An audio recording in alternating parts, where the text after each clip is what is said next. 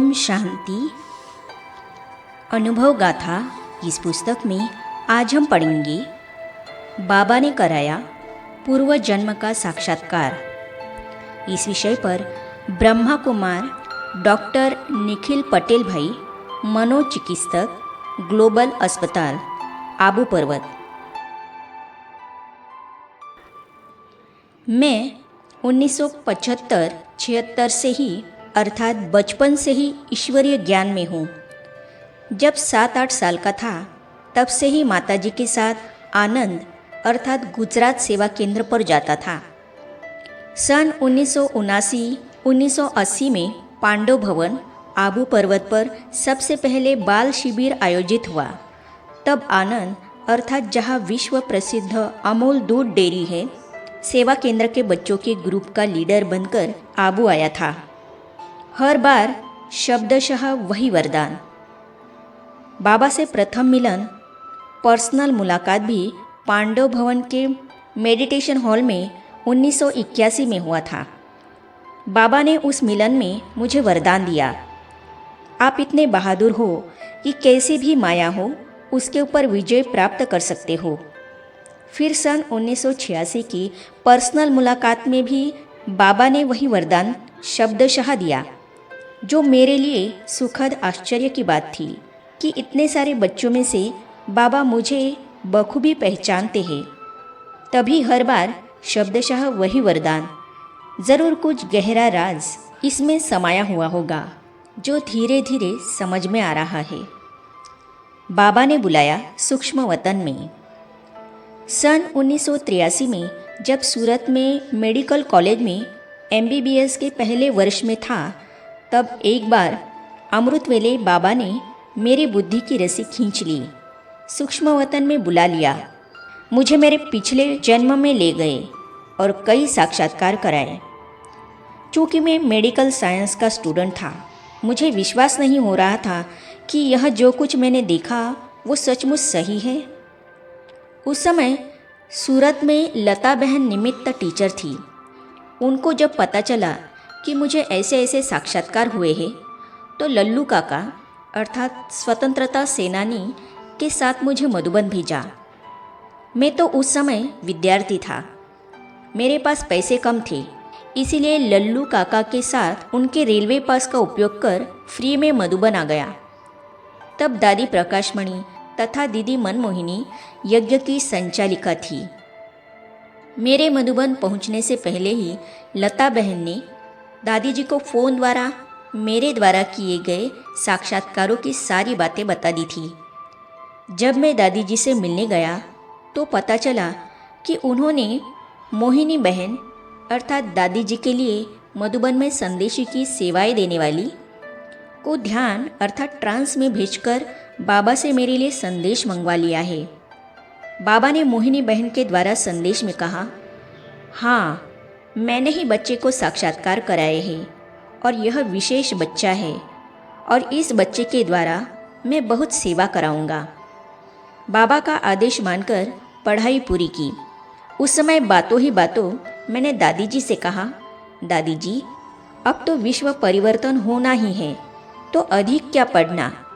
बाबा तो कहते हैं कि यह पाई पैसे की कमाई कराने वाली पढ़ाई है, इसमें क्यों अमूल्य समय बर्बाद करना है। दादी जी ने फौरन कहा, नहीं नहीं, तुम्हें पढ़ना है, वापस सूरत जाओ। और सचमुच मैंने दादी जी का आदेश मानकर सूरत में मेडिकल कॉलेज में MBBS, DPM तथा MD अर्थात मनोचिकित्सा की पढ़ाई 1990-1991 में ऑनर्स के साथ पूरी की। एक कहानी जो साक्षात्कार द्वारा बाबा ने मुझे बताई और मैंने आज तक चंद लोगों को ही बताई है, उसे सेवा के लिए यहाँ बता रहा हूँ। ओम मंडली में समर्पित छुग्गी दादी। सन 1980 में आनंद सेवा केंद्र पर छुग्गी दादी अर्थात आप यज्ञ में इसी नाम से जानी जाती है, पर बाबा द्वारा दिया नाम है आत्मचंद्रा। ईश्वरीय सेवाएं दे रही थी। वे पहले मुंबई में सेवारत थी, फिर वडोदरा में सेवा की, फिर भरूच में सेवा केंद्र खोला और आखिर में आनंद में आ गई थी। वे सन 1937-38 में ईश्वरीय ज्ञान में आई थी। ज्ञान में आने के 6 महीने पहले उनके पति ने सिंध में शरीर छोड़ा था। उनके पति की बहुत बड़ी दुकान थी और कुछ संपत्ति भी थी।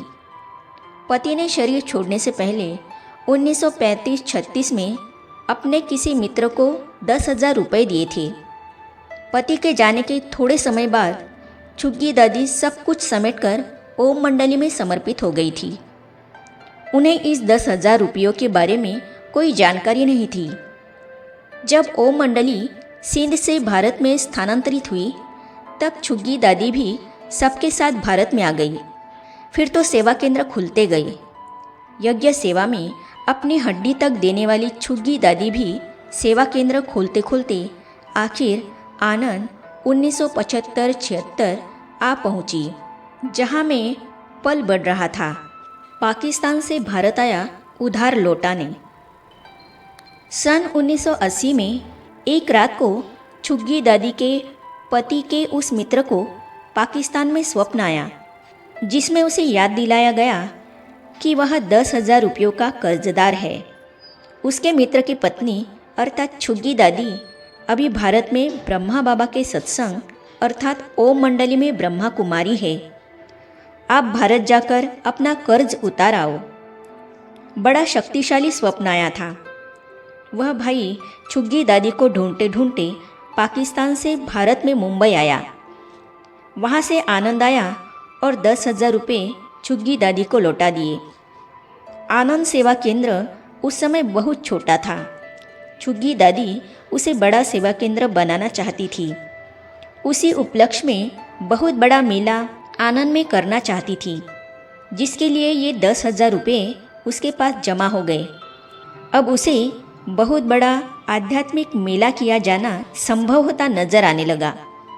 उसकी हिम्मत और बढ़ गई। आनंद के अन्य भाई बहनों ने भी सहयोग किया। इस प्रकार उस समय लगभग 80,000 रुपये खर्च करके एक हाईस्कूल के मैदान में शानदार मेला किया गया। आनंद के इस आध्यात्मिक मेले में दादी प्रकाशमणि, दादी हृदय मोहिनी सहित सभी दादी आई। ब्रह्मा कुमारीज के लेखक भ्राता जगदीश चंद्र जी भी आए। मेले में मैं भी सेवारत था। इसके बाद ही मैं पक्के नियमित विद्यार्थी की तरह सेवा केंद्र पर सुबह शाम जाने लगा।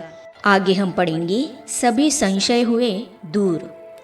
तो इन अनुभवों को हम पढ़ेंगे अगली कड़ी में। तो ये जानने और पढ़ने के लिए इस चैनल को सब्सक्राइब करने के साथ ही साइड में जो बेल आइकॉन है उसे भी क्लिक कीजिए, ताकि आने वाली सभी वीडियो और अब तक की सारी वीडियो आप तक पहुंचती रहेगी। ओम शांति।